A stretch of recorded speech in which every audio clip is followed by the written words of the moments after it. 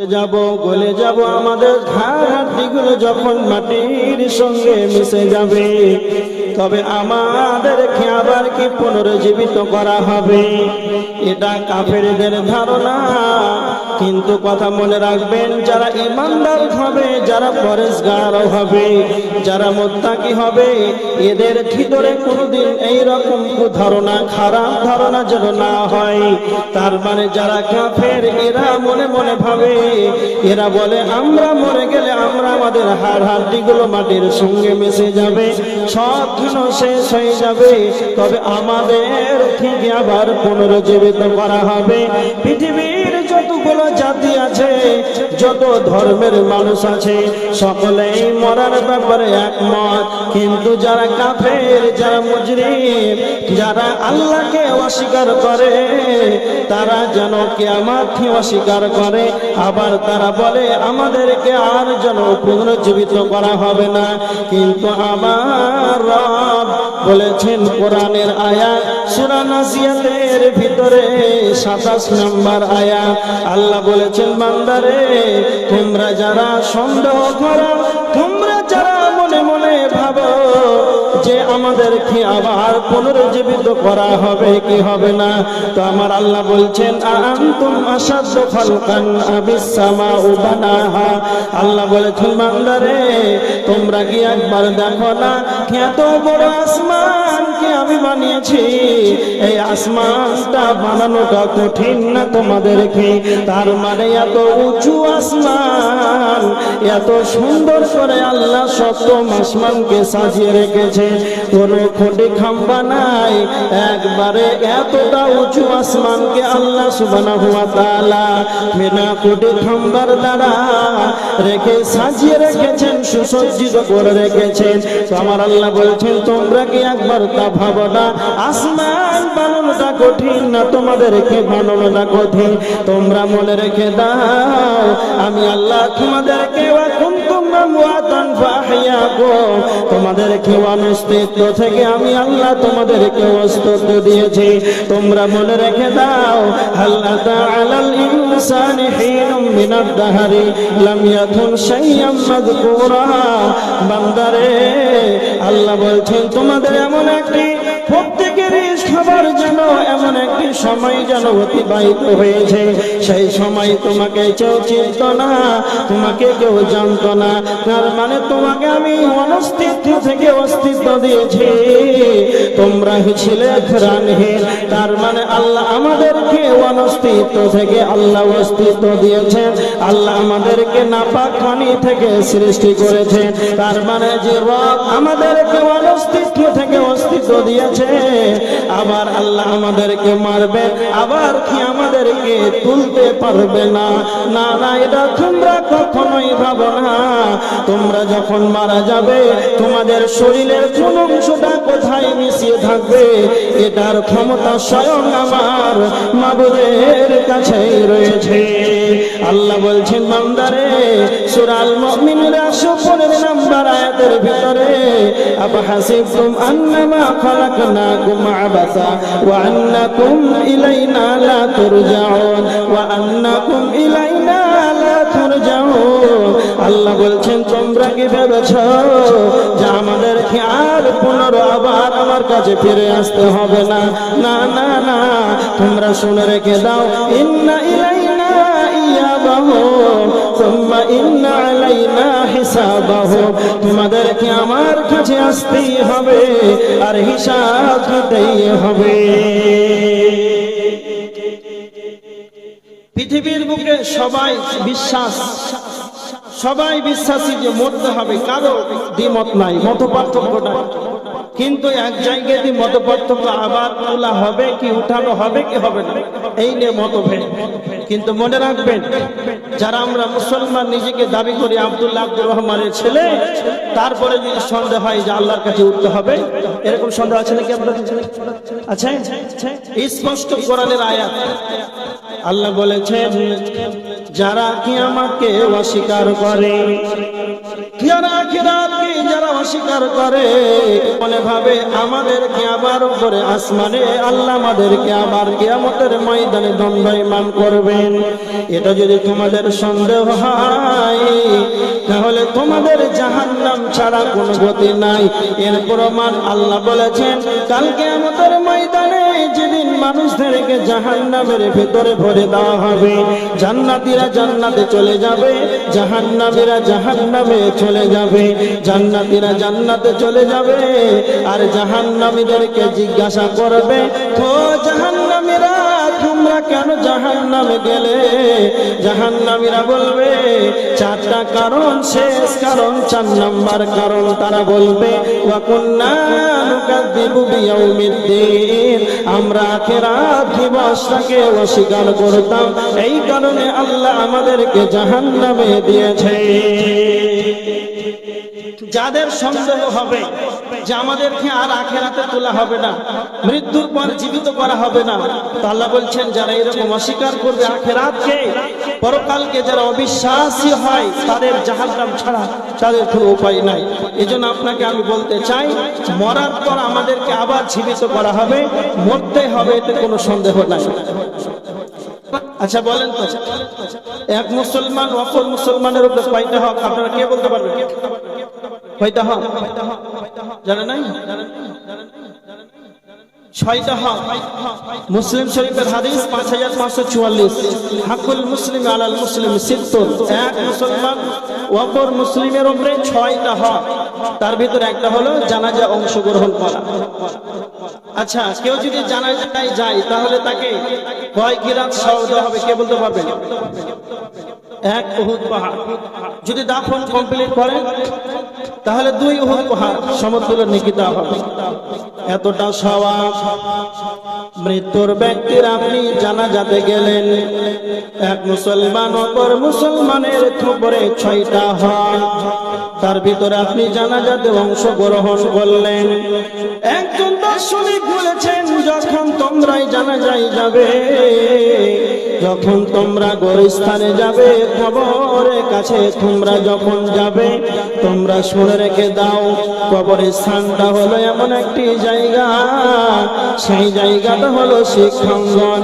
যেমন স্কুল রয়েছে, college, university রয়েছে, স্কুল, কলেজ, ইউনিভার্সিটি, মসজিদ, মাদ্রাসায় যেমন শিক্ষা গ্রহণ করা হয়, অনুরূপ কবরস্থানটা হলো শিক্ষাঙ্গন। তবে কবরস্থানে কারা শিক্ষা নেবে? যাদের বিবেক আছে, যাদের মানুষত্ব জ্ঞান আছে, যাদের ক্ষমতা আছে, বিবেক শক্তি আছে, তারা কবরস্থানে গিয়ে সেখানে কবরে গিয়ে শিক্ষা নেবে। কি শিক্ষা নেবে? তবে আমার দিকে দেখে, একজন মৃত ব্যক্তিকে আবার আপনার আত্মীয় স্বজন হলো, আপনার আব্বা হোক কিংবা আপনার ভাই হোক, আপনার মা হোক, আপনার বন্ধু হোক, যে কোনো আত্মীয়তার বন্ধন হোক না কেন, আপনি যখন নিজে বোরের পাতা এনে গরম পানি করে সুন্দর করে গোসল দিয়ে দিলেন আর সাদা কাপড়টা পরিয়ে দিলেন, আর মসজিদের সেই জানাজার খাটিয়াটা এনে সুন্দর করে কাফন পরিয়ে, যেন কাফন পরিয়ে খাটে শুয়ে দিলেন, নিজ কাঁধে বহন করলেন, নিজ কাঁধে বহন করে যেন কবরস্থানে নিয়ে গেলেন নীরব নগরে। এবার কবরস্থানে যাওয়ার পর জানাজার খাটিয়াকে সামনে রেখে যেন জানাজার সালাত আরম্ভ করে দিলেন, তার যেন পৃথিবীর শেষ সমাপনী তাকে দিয়ে দিলেন। আমার দিকে লক্ষ্য করে এমন একজন ব্যক্তিকে নিজে হাতে গোসল দিয়ে জানাজার খাটিয়াতে রেখে নিজে কাঁধে বহন করে নিজে সালাত আদায় করে সামনে রেখে যে কবরস্থ করে দিলাম, 3 মাসটি মাটি দিয়ে দিলাম, নিজের হাতে ধরে কবরস্থ করে দিলাম, 3 মুষ্টি মাটি দিয়ে দিলাম। এরপরে যদি আপনার বিবেকটা না খুলে আসে, এরপরে যদি আপনার বিবেকটা না খুলে আসে, এইভাবে আমাকে একদিন কবরস্থ হয়ে যেতে হবে। এইরকম ভাবে আমাকে একদিন অন্যজন আত্মীয় স্বজন আমাকে যেন সাদা কাফন পরিয়ে কবরস্থানে নীরব নগরে নিয়ে আসবে, আমাকেও এইভাবে কবরস্থ হয়ে যেতে হবে। পৃথিবীর বুকে এমন কোন স্কুল, কলেজ নাই, ভার্সিটি নাই, এই শিক্ষাটা যেন আপনাকে দিয়ে দেবে যে আমাকে দুনিয়া ছেড়ে এইরকম ভাবে কবরবাসী হতে হবে। এইরকম ভাবে আমাদের কবরবাসী হতে হবে। এইরকম জ্ঞান তাদের খুলে আসবে যারা কবরস্থানে গিয়ে চিন্তা ভাবনা করবে। কবরস্থানে গিয়ে তারা চিন্তা ভাবনা করবে যে আমাকে এইভাবে একদিন চলে যেতে হবে।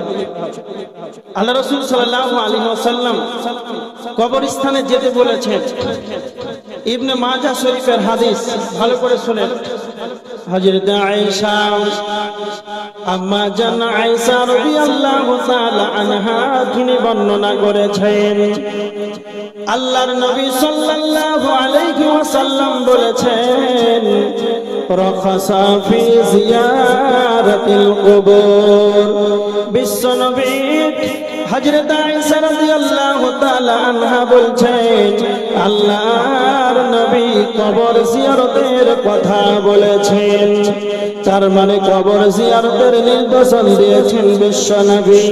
তার মানে কবর জিয়ারত করতে হবে।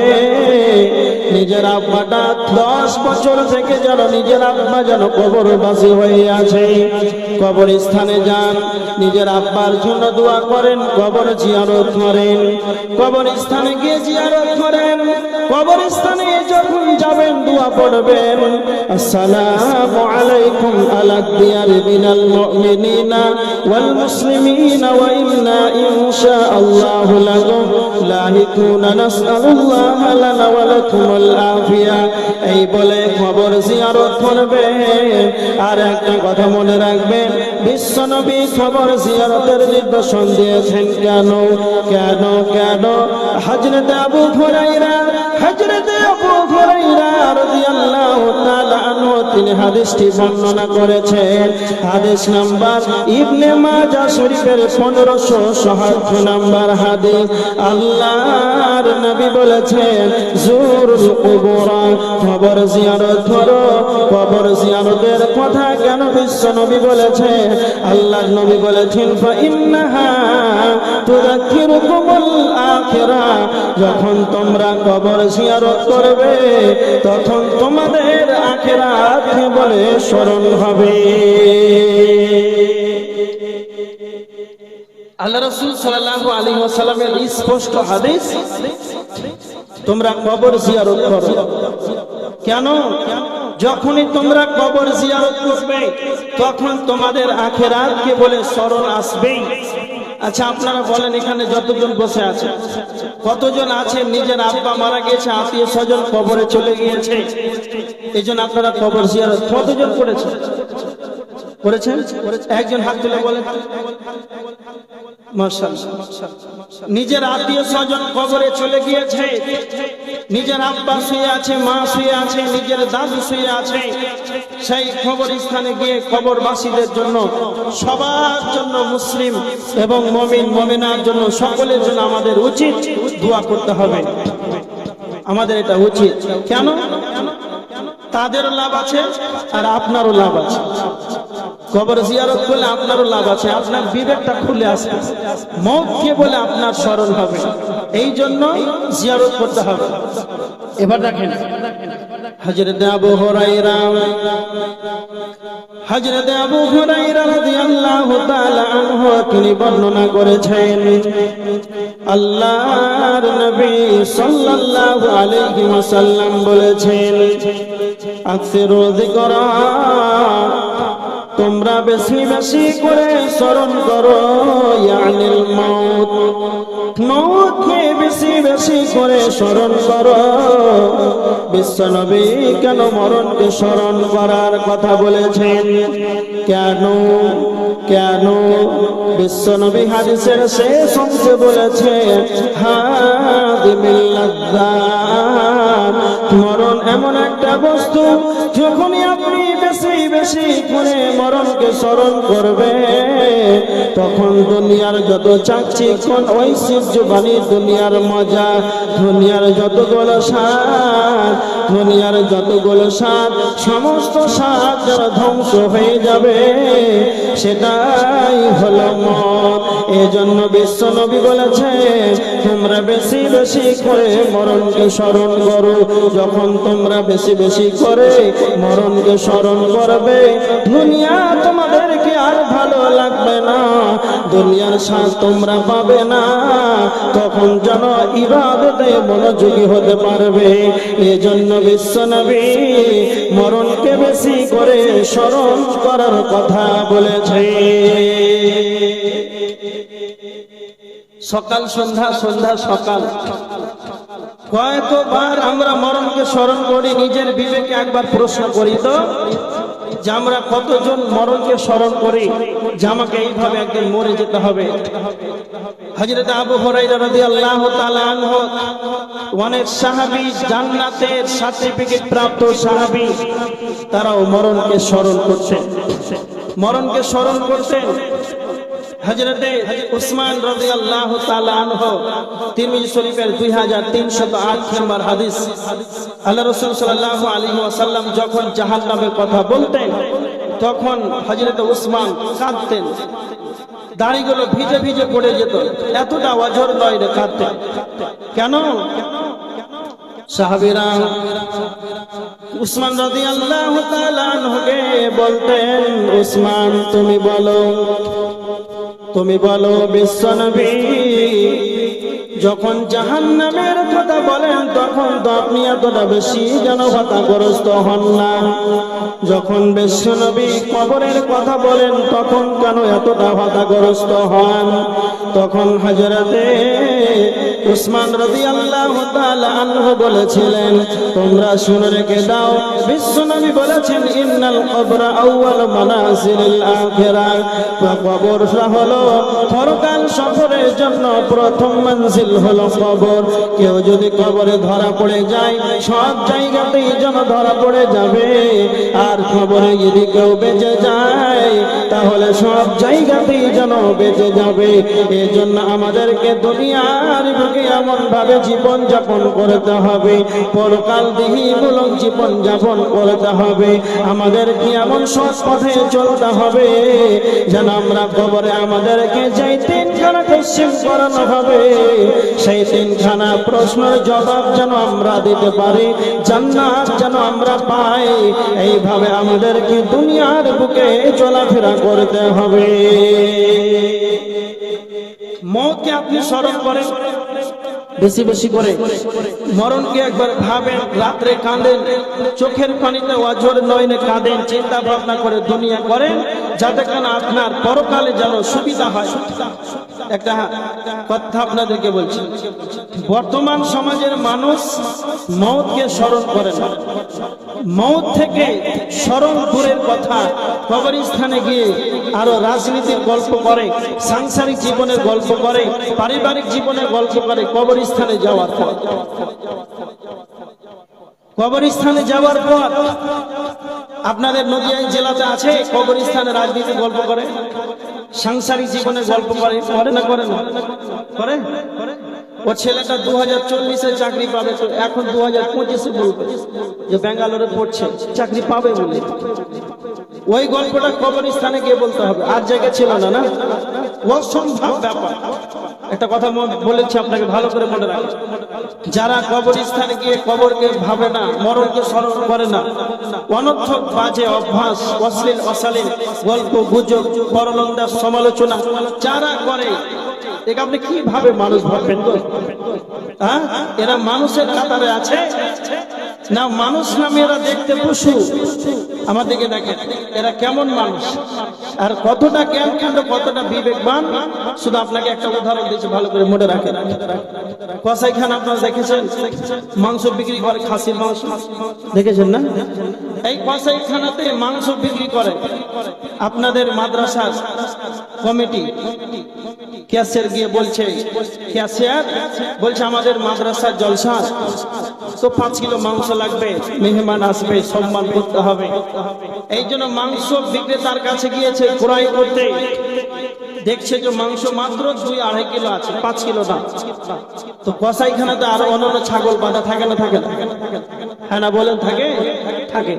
একটা হিষ্টপুষ্ট খুব সুন্দর ছাগল খাসি বাঁধা আছে। তো আপনাদের মাদ্রাসার ক্যাশিয়ার বলছে, চাচা ওই যে খুব সুন্দর খাসিটা বাঁধা আছে ওইটা আমাকে দেন। হ্যাঁ, তো ওখান থেকে কেটে আমাকে 5 কিলো দেন। আচ্ছা বলেন, ওর দাম দর চলছে, তখনও সে কাঁঠাল পাতা খায় না খায় না খায়। মাত্র 10 সেকেন্ড 15-20 সেকেন্ড পর তার গলাতে ছুরি চলবে, তখনও সে কাঁঠাল পাতা খায় না খায় খায়। কেন বলেন তো? সে হলো পশু, তার মানবতার জ্ঞান নাই, তার মানুষত্বর জ্ঞান নাই, চেতনা নাই, উদ্দীপনা নাই। আমার দাম দর হয়ে গেল 10 সেকেন্ড, জ্ঞানটা পশুর নাই। আচ্ছা বলেন, যে মৃত্যু ব্যক্তিকে আপনি কবরস্থানে গিয়ে কবরস্থ করে দিলেন, 3 মুষ্টি মাটি দিয়ে দিলেন। 3 মুষ্টি মাটি দেওয়ার পর গল্প করতে করতে করতে, আচ্ছা বলেন তো, আপনি যাকে 3 মুষ্টি মাটি দিলেন তার পার্শ্ববর্তী কবরটা আপনার হতে পারে না? হ্যাঁ না বলেন? তাহলে আপনি একবার ভেবেছেন যে আমি যাকে রেখে দিলাম, কবরে মাটি দিয়ে দিলাম, তারপরে যে আমার কবর হয়ে যেতে পারে? এইরকমটা কোনোদিন চিন্তা ভাবনা করেছেন? যারা করবে ওরা কোনোদিন সমালোচনা কবরস্থানে গিয়ে রাজনীতি, পারিবারিক, সাংসারিক জীবনের গল্প সেখানে করতে পারে না। আপনাকে একটা কথা বলি, আমার দিকে দেখেন, 2 জন ব্যক্তিকে ধরে নিয়ে আসে, 2 জন বাচ্চা 12 বছর করে বয়স, আর 2 জনকে বলা হলো যে তোমাদের এই 2 জনের ফাঁসি হবে। একজনকে ফাঁসির কাস্টে ঝুলিয়ে দিলেন, আর একজনকে বলছেন তুমি বসো, তোমার মাত্র 10 মিনিট পর। ভালো করে লক্ষ্য করেন। আচ্ছা, একজনকে ফাঁসির কাস্টে ঝুলছে আর একজনকে চেয়ারে বসিয়ে রেখেছেন, বলছেন বাপ তোমার 10 মিনিট পর। আচ্ছা, ওকে যদি চাইনা থেকে, সৌদি আরব থেকে আজও খেজুর এনে দেন, ভালো ভালো খাবে? কাশ্মীর থেকে সুন্দর একবারে আপেল খাবে? আমেরিকার পাউরুটি? আর চাইনা থেকে যদি একটা 6GB 5G মোবাইল আর ওয়াইফাই লাগিয়ে দেন, যদি ফ্রি ফায়ার পাবজি খেলবে তো কিছু ভালো লাগবে না? বুঝতে পারছেন? কয় মিনিট কথা বলেন, কয় মিনিট সময় আছে? 10 মিনিট। এই 10টা মিনিট ওর হাতে সময়, ওই জন্য পৃথিবীর কোনো খাবার, দুনিয়ার কিছু ভালো লাগছে? কিছু ভালো লাগে না। আচ্ছা, আপনি আপনার নিজের অন্তরকে প্রশ্ন করেন, স্বচক্ষে আপনারা আমার দিকে আব্দুল কাইয়ুমের মুখ পানে চেয়ে আছেন, কোরআন হাদিসের আলোচনা করছে, শ্রবণ করছেন, এইভাবে আমরা 2 চোখ উঁচু করে দেখছি, আবার পিছন ফিরে ফিরাবো, এরকম কোনো গ্যারান্টি আছে? আচ্ছা, যার 10টা মিনিট সময়, তাকে দুনিয়ার কিছু খাওয়ার তাকে ভালো লাগে না, দুনিয়াই ভালো লাগে না। আচ্ছা, আমার সম্মুখে ডানে বামে পিছনে স্টেজে যারা আছে, তারা একজন উঁচু কণ্ঠে বলেন যে আমার আপনার 10টা সেকেন্ডের কোনো গ্যারান্টি আছে? যার 10টা মিনিটের গ্যারান্টি নাই, তাকে দুনিয়ার কোনো খাবারই ভালো লাগছে না। আর আমাদের যার 10টা সেকেন্ডের কোনো গ্যারান্টি নেই, দুনিয়ার কোনো আরো আঁকড়ে ধরছে। হচ্ছে না, হয় না? এই জন্য বিশ্ব নবী বলেছেন, আকসিরু যিকরা, তোমরা বেশি বেশি করে স্মরণ করো মওতকে। কেন? যখন তোমরা মরণকে বেশি বেশি করে স্মরণ করবে, হাদিমিল লাযযা, দুনিয়ার সমস্ত স্বাদ, দুনিয়ার সমস্ত মজা যেন ধ্বংস হয়ে যাবে। হযরতে ইবনে উমর রাদিয়াল্লাহু তাআলা আনহুকে বিশ্ব নবী বলছেন, উমর, তিরমিজি শরীফের 3333 নম্বর হাদিস, আল্লাহর নবী বলছেন, ওয়াউদ্দা নাফসাকা ফি আহলিল কুবুর, উমর তুমি সদা সর্বদা নিজেকে কবরবাসী ভেবে নাও। সকাল হবে সন্ধ্যার আশা করবে না, সন্ধ্যা হলে সকালের আশা করবে না। তার মানে যারা ইমানদার হবে, যারা পরেজগার হবে, যাদের মানবতার জ্ঞান থাকবে, আমাকে একদিন মরে যেতে হবে। আজকে আমি বিছানায় শুয়ে গেলাম, যেই রাত্রিতে এশার সালাত আদায় করে আমি ঘুমিয়ে গেলাম, আবার আমার সকাল হবে, ফজর হবে, এর কোনো গ্যারান্টি নাই। নাই, আবার আমি ফজরের সালাত আদায় করলাম, আবার আমি মাগরিব পাবো, এর কোনো গ্যারেন্টি নাই। এইরকম যখন আপনার আমার কোনো গ্যারেন্টি নাই, যারা ইশার সালাত আদায় করে ঘুমান না, যারা 5 ওয়াক্তের সালাত আদায় করে ঘুমান না, যারা সারাদিন তাস জুয়া লটারি ফ্রি ফায়ার পাবজিতে, যারা শয়তানের চক্রান্তে শয়তানের ওয়াসওয়াসায় শয়তানের জন্য অনুসরণ করেছে, সারাদিন একবারে গান বাজনা ফেসবুক আর ইউটিউব টুইটার নিয়ে গ্রাম মেসেঞ্জার নিয়ে যেন পড়ে আছেন সারাটা দিন সারা রাত, যারা এইভাবে শয়তানের অনুসরণ করে নিজের নাফসকে হেফাজত না করে শয়তান যা ওয়াসওয়াসা কুমন্ত্রণা খারাপ যেটা দেয় সেটাই আপনি তা গ্রহণ করেন, তবে আপনি বলেন আপনার মরার পর যেন আপনার কি অবস্থা হবে। আপনি রাত্রিতে আরামে সুন্দর করে খাবার খেয়ে যেন ঘুমিয়ে গেলেন, রাত্রি বেলায় আপনি যখন মোবাইলটা খুললেন আপনার বাড়িতে ওয়াইফাই লাগা আছে, ফেসবুকটা খুলতে আরম্ভ করলেন, চালাতে চালাতে চালাতে রাত 12টা 1টা বেজে গেল, আপনি খবর দেখলেন না, কোনো ভালো জিনিস না, নোংরা ফিল্ম দেখে গান বাজনা দেখে ডান্স দেখে এইভাবে পাপ করে করে করে অর্ধেকটা রাতকে যেন অতিবাহিত করে দিলেন, আর এইরকম পাপাচার কাজ করে আপনি মরে গেলেন, শুয়ে গেলেন, এটা দ্বিতীয় মরা। তার মানে আল্লাহ আপনাকে আবার আত্মা দেবে, আবার আপনি জীবিত হবেন, এর কোনো গ্যারেন্টি নাই। তার মানে বিশ্বনবী বলছেন ইবনে উমরকে, সকাল হবে সন্ধ্যার আশা করবে না, আর সন্ধ্যা হলে তুমি সকালের আশা করবে না। তার মানে সন্ধ্যা হলে যেমন সকালের আশা করতে পাবো না, তার মানে আমাদের কেমন করে রাত্রি বেলাতে যেন এতটা বড় বড় খারাপ নোংরা যেন পাপের ভিতরে জড়িত পারি, এটা একবারে যেন পশ্চিম কালো ঠিক নয়। বিশ্বনবীর কাছে একজন সাহাবী আনসারীদের এক ব্যক্তি এসে আল্লাহর নবীকে বলছেন, আল্লাহর নবী আপনি বলেন সবচাইতে উত্তম, সবচাইতে বুদ্ধিমান মুমিনকে, সবচাইতে চালাক ব্যক্তিকে? আল্লাহর নবী সাল্লাল্লাহু আলাইহি ওয়াসাল্লাম বলেছেন, ইবনে মাজাহ শরীফের 4259 নম্বর হাদিস, আল্লাহর নবী বললেন আকসারুহুম লিল মাউতি যিকরা, যে ব্যক্তি বেশি বেশি করে মরণকে স্মরণ করে, যে ব্যক্তি বেশি বেশি করে মরণকে স্মরণ করে, সেই ব্যক্তি হলো সবচাইতে চালাক। দ্বিতীয় নম্বর বিশ্বনবী বললেন, যারা মৃত্যুর পর দুনিয়ার বুকে চলাফেরাকালীন আখিরাতের জন্য প্রস্তুতি গ্রহণ করে, মরার পর মৃত্যুর পর পরবর্তী জীবনের জন্য আখিরাতের জন্য সে প্রস্তুতি গ্রহণ করে, সেই ব্যক্তি হলো দুনিয়ার বুকে সবচাইতে চালাক।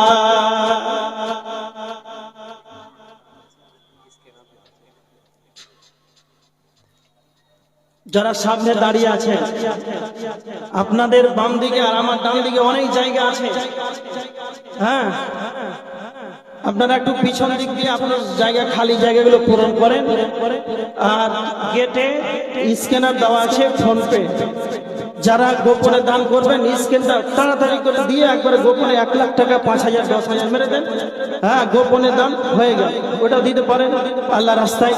কেউ 100 500 200 যে যা পারবেন 10 20 5 সব ফোনপে হবে, সেটাও আপনারা দিতে পারেন। আর আপনারা ওই ফাঁকা জায়গাগুলো একটু পূরণ করেন, অনেক জায়গা এখানে আছে। যাই হোক, একটা কথা আপনাদেরকে বলছি, জোড়হাত করে খুব ভালো করে শুনুন। যতটুকু আলোচনা করলাম, মরণ আমাদেরকে স্মরণ করতে হবে, ভালো করে মনে রাখেন। যখন আপনি বেশি বেশি মরণকে স্মরণ করবেন, তখন দুনিয়ার স্বাদ আর আপনাকে ভালো লাগবে। ওই যে দুনিয়ার জন্য ছুটাছুটি, হ্যাঁ, হারাম হালাল কিছুই চোখে সুঝে না, এইগুলো থেকে বেঁচে থাকবে। যখন আপনি এইগুলো থেকে বেঁচে থাকতে পারবেন, তখন অটোমেটিকলি আপনার ইবাদত করতে মন চাইবে। চাইবে না? চাইবে না? চাইবে, অটোমেটিক চাইবে। আর বিশ্বনবী বলেছেন সব চাইতে পৃথিবীর বুকে চালাক বুদ্ধিমান কে না, তো যে বেশি বেশি করে মরণকে স্মরণ করে। দুনিয়াতে এখন বর্তমান সাধারণ এমন ব্যক্তি আছে, বয়স্ক মানুষ, বার্ধক্য মানুষ, চলাফেরা উঠা বসাতে এরকম বয়স্ক মানুষ বলে সুবহানাল্লাহ, আলহামদুলিল্লাহ, আল্লাহু আকবার, আল্লাহ কবরে যে কি হবে, আল্লাহ কবরের আযাব থেকে বাঁচাও, এরকম মানুষ বলে না? বলে না? অনেক বার্ধক্য মানুষ। ওদেরকে আবার কিছু মানুষ কি বলে? চালাক বলে। দুনিয়া চালাক বলে। ওদের কাছে চালাক না, ওদের কাছে, দুনিয়ার কাছে, ওদের কাছে চালাক তারাই যারা জাল টাকার ব্যবসা করতে পারে, বিভিন্ন খারাপ নোংরা কাজ করতে পারে, ওরাই ওদের কাছে চালাক। এতটুকু আপনাকে কথা বলি, একটা কথা আপনি মুখস্থ করে নেন, খুব ভালো করে বলছি, দুইবার করে মুখস্থ করে নেন। আগামীকাল লাশ হয়ে কবরস্থানে যাওয়ার আগে, আগামীকাল লাশ হয়ে অন্যর কাঁধে চেপে কবরস্থানে যাওয়ার আগে, আগামীকাল লাশ হয়ে অন্যর কাঁধে চেপে কবরস্থানে যাওয়ার আগে আপনি আপনার পায়ে হেঁটে মসজিদে যান, এতেই আপনার সফলতা আছে। কথা বলে ঠিক কিনা? হ্যাঁ বলে না? অন্যর কাঁধে চেপে চলে গেলেন, জীবনে নিজের পায়ে হেঁটে মসজিদ এখনো দেখেননি, মসজিদের গেট এখনো খুঁজে পাননি। এইরকম দুনিয়াতে 60-70 বছর জীবনটাকে অতিক্রম করে, অতিবাহিত করে 5 পয়সা কোনো মূল্য নাই। এই জন্য আপনাকে বলতে চাই, হায়াত আছে, বেঁচে আছেন। আল্লাহ রাসূলের একটি হাদিস, বিশ্বনবী বলেছেন, নি'মাতানি মাকবুলুন ফীহিমা কাসীরুম মিনান নাস, অধিকাংশ মানুষ দুইটি নিয়ামতের ব্যাপারে ধোঁকার ভিতরে পড়ে আছে। তার ভিতরে দুইটা হলো সিহাত ওয়াল ফারাগ, একটা হচ্ছে সুস্থ শরীর আর একটা হচ্ছে অবসর সময়। আল্লাহ আমাকে আপনাকে সুস্থ শরীর দিয়েছেন, শরীর ভালো আছে। আল্লাহ আপনাকে আমাকে সময় দিয়েছেন, হায়াত দিয়েছেন, এখনো বেঁচে আছি, শ্বাস নিচ্ছি, ছাড়ছি। আমরা কার্বন ডাই অক্সাইড ছাড়ছি, অক্সিজেন গ্রহণ করছি, তার মানে এখন আমরা জীবিত। এইগুলো সময় আর এই সুস্থ শরীর, এইগুলো একটা আল্লাহর বড় নিয়ামত। কেন? একটা দার্শনিকের কথা বলেছি। একজন দার্শনিক বলেছেন, যদি কালে তুমি তোমার জীবনকে নিয়ে ভাবতে চাও, ভালো করে কথাটা শুনেন, যদি কালে তুমি তোমার জীবনটাকে নিয়ে ভাবতে চাও, তাহলে তোমরা 3খানা জায়গা ভ্রমণ করো। 1 জেলখানা, 2 হাসপাতাল, নাম্বার 3 কবরস্থান। যখন তুমি জেলখানাতে যাবে, তখন তুমি দেখতে পাবে স্বাধীনতা কাকে বলা হয়। জেলের ভিতরে যারা থাকে ওদেরকে যা মাঠ পানি দেয় তাই খায়। বিরিয়ানি খায় না। আপনি আছেন স্বাধীন, মন চেয়েছে জলসাতে এসেছেন, মন চাইবে বাড়ি চলে যাবেন, সকাল হবে কলকাতা যাবেন, এটা হচ্ছে স্বাধীন। কিন্তু যারা জেলে আছে আপনার মতো পারবে? এই জন্য কথাটা বললাম, যারা জেলখানায় যদি আপনি যান, স্বাধীনতা কাকে বলা হয় সেটা আপনি বুঝতে পারবেন। নাম্বার 2, আপনি আপনার জীবনটাকে নিয়ে যদি ভাবতে চান, তাহলে হাসপাতালে যান। মানে হাসপাতালে গিয়ে একবার দেখে আসেন, পিজি হাসপাতাল হোক আর এনআরএস হোক, যে কোনো বড় বড় হাসপাতালে যান। একবারে ক্যান্সারের রোগী দেখেছেন? একজন যদি আপনাদের এই গ্রামে ক্যান্সার রোগী থাকে, বাপরে মারে করে ছিট করবে আর অতি চিৎকার করবে, ওটা গ্রামবাসী হয়রান হয়ে যাবে, ঘুম যেতে পারবে না। বড় বড় হাসপাতালে যান, অ্যাক্সিডেন্ট রোগী 200 হাড়ের, তার মানে 100 খানা হাড় তো হাসনাহাস হয়ে ভেঙে চুরমার হয়ে গেছে। এই হাড়ের ব্যথা বাপরে মারে করে হাসপাতালের ভিতরে চিৎকার করছে, কার অপারেশন হয়েছে, কার মাথা ঘোরা, কার অ্যাসপেস, যার কত রোগী আর চিৎকারের আওয়াজ তাদের কানে ঢুকবে। তখন আপনি ওই জায়গা থেকে বুঝতে পারবেন যা আল্লাহ আমাকে সুস্থ রেখেছে, আল্লাহ আমাকে কতটা ভালো রেখেছে, কতটা আল্লাহর বড় নিয়ামতের ভিতরে আছে। বুঝতে পেরেছেন কথাটা? নাম্বার 3, কবরস্থান। যখন আপনি কবরস্থানে যাবেন, আপনি যখন কবরস্থানে যাবেন, একবার ব্রেনটাকে খুলে দেন, নিজের কম্পিউটার এই ব্যক্তিটা আজকে আমরা 3 মুষ্টি মাটি দিয়ে গোসল দিয়ে জানাজার খাটিয়াতে করে এর সামনে রেখে জানাজার সালাত আদায় করে দিলাম। আজকে যাকে আমার বন্ধুকে, আমার আব্বাকে, নিজের মাকে, নিজের ছেলেকে, স্ত্রী, সাথী, স্বজনকে যাকে কবরস্থানে রেখে দিলাম, মাত্র এই 5 ঘন্টা 6 ঘন্টা আগে জীবিত ছিল এই ব্যক্তিটা আমার সঙ্গে পারসুলা মাদ্রাসায় জলসাতে আমার সঙ্গে গত বছর জালসা শুনেছিল। প্রত্যেক সপ্তাহে আমার মসজিদে খুতবায় আমার পাশেই যেন খুতবা শুনেছিল। একই সঙ্গে চা খেতাম, জলসাতে যেতাম। তার ঢিঁড়ায় আত্মাটি নাই, চলে গিয়েছে। মানবুল মাউত তার আত্মাটিকে নিয়ে চলে গেছে। এই কারণে আজকে তাকে শুধু তার আত্মাটি নাই, তার দেহটাকে আজকে আমরা কবরস্থ করে দিলাম। এই চিন্তা ভাবনা করে না কবরস্থানে একবার তাকান, শুধু আত্মাটি নাই, বিধা থেকে আমি কবরস্থ রেখে চলে এলাম। যখন আমার আত্মাটি চলে যাবে আমাকে এইভাবে একদিন কবরে শুইতে হতে হবে, এই চিন্তাটা যখন করবেন তখন আপনার নিজের মানবতা খুলে আসবে, নিজের জীবনের কি রূপ সেটা আপনি বুঝতে পারবেন। কথা বুঝতে পেরেছেন? এবার দেখেন, তাহলে আমি যতগুলো কথা বললাম যে কবরস্থানে যাবেন তখন আপনার বিবেকটা খুলে আসবে, চেতনা খুলে আসবে, যে আপনার জীবনটা আপনি বুঝতে পারবেন যে এইভাবে আমাকে একদিন কেটে পড়তে হবে, দুনিয়া থেকে সফর শুরু করতে হবে। তার জন্য আমার আল্লাহ বলছেন কুল্লু নাফসিন যায়িকাতুল মাউত, প্রত্যেকটা প্রাণীকে মৃত্যুর স্বাদ গ্রহণ করতে হবে। কোরআনের ভিতরে ফিরিস পারা কোরআন 114টি সূরা রয়েছে। 114টি সূরার ভিতরে এই আয়াতখানা আমার আল্লাহ যেন চ্যালেঞ্জ করে বলেছেন, বান্দারে যার ভিতরে আত্মা যে থাকে যেন মৃত্যুর স্বাদ গ্রহণ করতে হবে। 114 খানা সূরার ভিতরে একবার নয়, দুইবার নয়, 3 বার করে আমার আল্লাহ কোরআনের আয়াত থেকে যেন বলেছেন, কোরআনের ভিতরে আনায়ন করেছেন। 1 নম্বর হলো সূরা আল ইমরান 185 নম্বর আয়াত, সূরা আনকাবুতের 57 নম্বর আয়াত, সূরা আম্বিয়ার 35 নম্বর আয়াত। আল্লাহ 3 বার করে বলেছেন কুল্লু নাফসিন যায়িকাতুল মাউত, প্রত্যেকটা প্রাণীকে মৃত্যুর স্বাদ গ্রহণ করতে হবে। পৃথিবীর বুকে কারো বেঁচে থাকার ক্ষমতা নাই। মওত এমন একটা সাবজেক্ট, মওতের কোনো গ্রুপ নাই, মওতের কোনো সিরিয়াল নাই। মওত এমন একটি সাবজেক্ট, মওতের কোনো গ্রুপ নাই, মওতের কোনো সিরিয়াল নাই।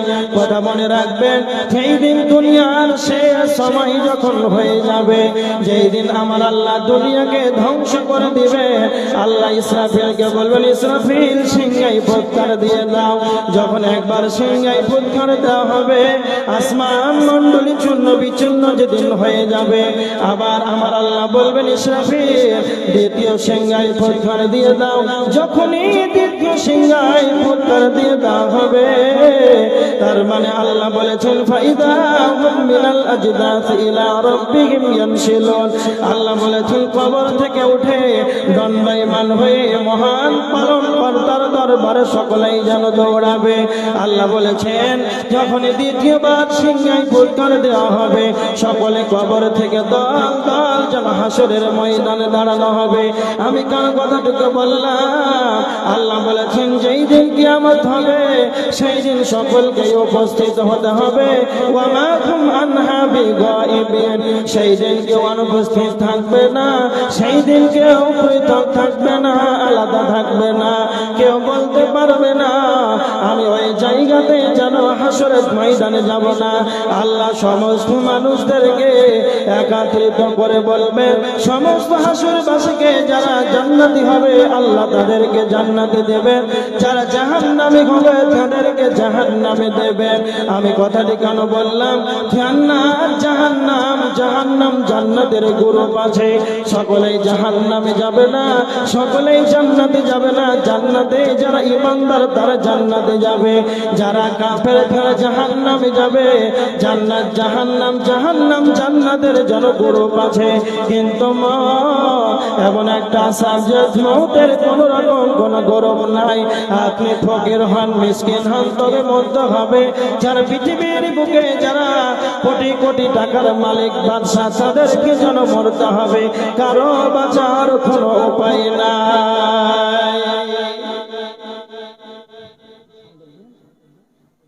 ভিতরে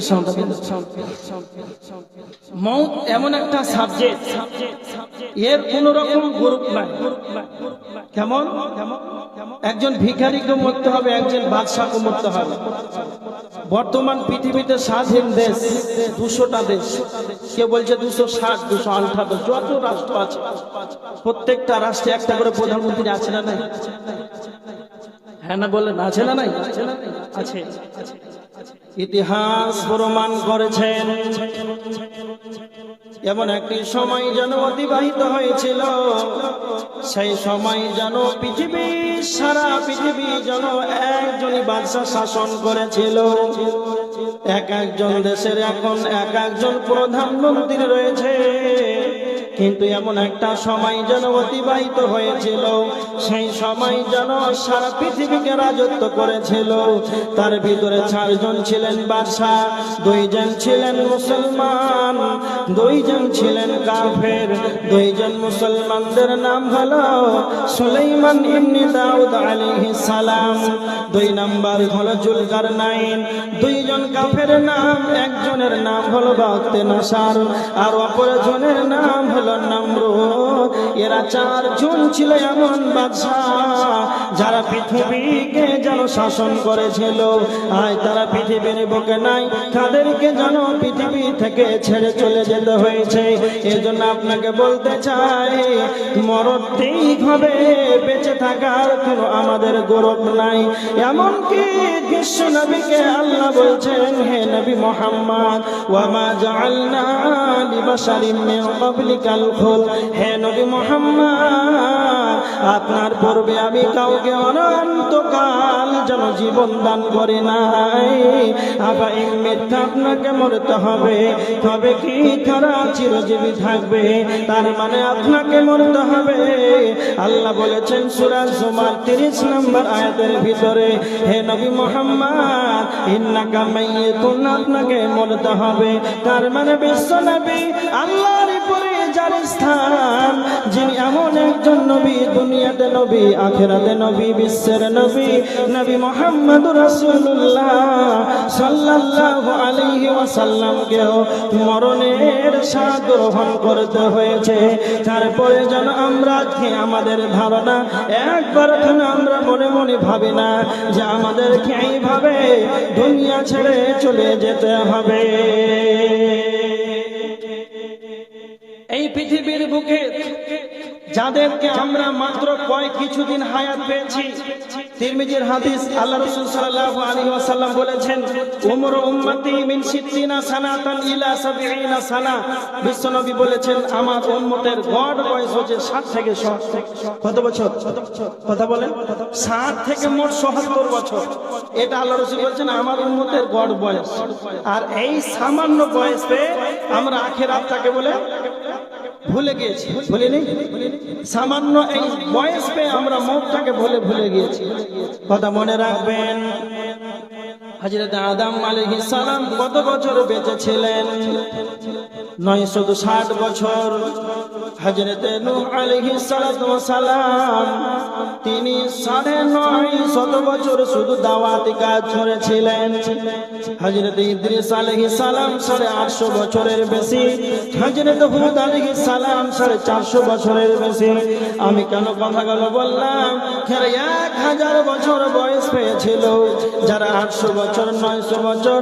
এমনকি বিশ্ব নবীর জামানায় একজন সাহাবী, তার নাম হলেন হযরত সালমান ফারসি রাদিয়াল্লাহু তাআলা আনহু। তিনি কত বছর বেঁচে ছিলেন? না তো 250 বছর। সালমান ফারসি রাদিয়াল্লাহু তাআলা আনহু 250 বছর তিনি বেঁচে ছিলেন। আমি কথাগুলো কেন বললাম? যারা 250 বছর সময় পেয়েছিল, যারা 450 বছর পেয়েছিল, যারা 850 বছর পেয়েছিল, যারা 950 বছর পেয়েছিল, তাদেরকে যেন পৃথিবী থেকে যেন তারা চলে গিয়েছে, তারা নাই। আর আমরা মাত্র 60 থেকে 70 বছর পেয়ে আমরা যেন একবারে বড় বড় বিল্ডিং, বালাখানা আর বড় বড় বাড়ি, বিল্ডিং নির্মাণ করতে যেন ব্যস্ত রয়েছে। আমরা মনে হয় যেন মরব না, আমাদের মরণ বলে একবারও স্মরণ হয় না।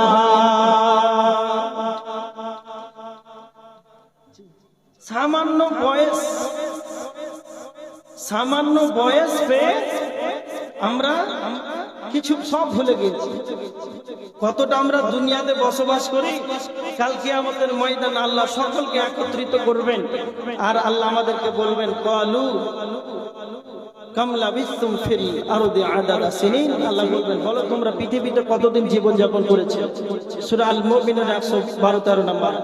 তখন আমরা সকলেই বলবো ক্বালু লাবিসনা ইয়াওমান আও বা'দা ইয়াওম। আল্লাহ, আমরা মাত্র পৃথিবীতে একটা দিন ছিলাম, কিংবা একটা দিনের কিছু অংশ ছিলাম, আও বা'দা ইয়াওম, কিছুটা দিনের একটা অংশ ছিলাম, এই তো আমাদের জীবন। হ্যাঁ, বুঝতে পেরেছেন? এই সামান্য জীবন আমরা পেয়েছি, আর আমরা আখিরাতকে বলে ভুলে গেছি। যাই হোক, অনেকক্ষণ দীর্ঘক্ষণ আলোচনা করলাম। একটা কথা আপনাদেরকে বলছি, মরণ সম্পর্কে আলোচনা করছিলাম। পৃথিবীকে সকলেই মরণকে স্বীকার করেছে, এমন পৃথিবীতে কেউ নাই যে মরণকে অস্বীকার করবে, এটা কেউ করতে পারেনি। একজনের নাম বলছি আমেরিকা, তার নাম হচ্ছে মাইকেল জ্যাকসন। তিনিও মরণকে অবিশ্বাস করেছেন এটা না, কিন্তু তিনি মনে মনে ভাবছিলেন যে আমি একটু কিছুক্ষণ দীর্ঘক্ষণ, মানে আমি কিছুদিন বেশি বাঁচবো, এইরকম একটা উদ্দেশ্য নিয়ে কি করেছিলেন জানেন? সেই মাইকেল জ্যাকসন 4 জন ডাক্তার তিনি নিযুক্ত করেছিলেন, রেখেছিলেন। 4 জন ডাক্তার খাবারের পরীক্ষা করত, কি খাবে, কোন খাবার কি খেলে কোনটা হজম শক্তি ভালো, কোনটা কি ভালো, ল্যাবরেটরিতে চেক করে ওই মাইকেল জ্যাকসনকে খাবার দিতে যেন অসুখ বিসুখ না হয়, লোকটা যেন বেশি দিন বাঁচে। এই টার্গেটে সেই 4 জন ডাক্তারকে নিযুক্ত করে ল্যাবরেটরিতে চেক করে খাবার খেয়ে তিনি একটা কথা বলেছিলেন যে আমি 150 বছর বাঁচবো, এটা আমার টার্গেট। কত বছর? মাত্র 150 বছর বাঁচার একটা টার্গেট ছিল, যে আমি 150 বছর বাঁচবো। এই জন্য কত রকম ডাক্তার কত রকম পদ্ধতি অবলম্বন করলো। তারপরে তিনি কত বছরে মারা গেছিলেন জানেন? মাত্র 50 বছর বয়সে। যেই কথাটা বলছিলাম, 150 বছর তার আশা আকাঙ্ক্ষা ছিল আমি বাঁচবো। কেন কথাটি বললাম? পৃথিবীতে এমন কেউ নাই মরণকে অস্বীকার করেছে, কিন্তু সে মনে মনে ভেবেছে কিছুদিন দীর্ঘদিন একটা লম্বা হায়াত যেন পায়, এর জন্য প্রচেষ্টা চালিয়েছে। তাও বাঁচার উপায় আছে? হ্যাঁ, চাইনার প্রথম দিকে তিনি একজন বাদশা ছিলেন, তার নাম হচ্ছে কিং শি হুয়াং। তিনিও কয়েকটা ডাক্তার তিনি রেখেছিলেন যেন আমি দীর্ঘদিন হায়াত পাই। তাদেরকে দুনিয়া ছেড়ে চলে যেতে হয়েছে। এটা সবার লেখা আছে, কে কখন দুনিয়া ছেড়ে চলে যাবে। শেষ পর্যায়ে আমি আল্লাহর কাছে দোয়া করছি, আল্লাহ, আমরা যারা এখনো বেনামাজি হয়ে আছি, মরছে মানুষ স্বচক্ষে দেখছি, নিজ হাতে কবরে রাখছি, তারপর আমাদের মরণ বলে ভয় হয় না। আল্লাহ, তুমি আমাদেরকে সকলকে ভয় দাও, আমরা যেন মসজিদমুখী হই, 5 ওয়াক্ত নামাজি হতে পারি। আল্লাহুম্মা আমিন। সকলে জোরে বলেন আল্লাহুম্মা আমিন। যারা এখন অসুস্থ, আল্লাহ তুমি তাদেরকে আরোগ্য দান করো। এখন যারা শয়তানের চক্রান্তে পড়ে আছে, নামাজি হতে পারছে না, শয়তান তাদেরকে ষড়যন্ত্রণায় কুমন্ত্রণায় ফেলে রেখেছে, আল্লাহ তুমি তাদেরকে সকলকে তার ষড়যন্ত্র থেকে, ইন্নাহু লাকুম আদুউম মুবিন, আমাদের প্রকাশ্য দুশমন শয়তান থেকে আমরা যেন বাঁচতে পারি। আল্লাহুম্মা আমিন। সুস্থ থাকেন। এখান থেকে আমার আলোচনা ইতি করছি। ওয়া মা আলাইনা ইল্লাল বালাগ। আসসালামু আলাইকুম ওয়া রাহমাতুল্লাহি ওয়া বারাকাতুহু।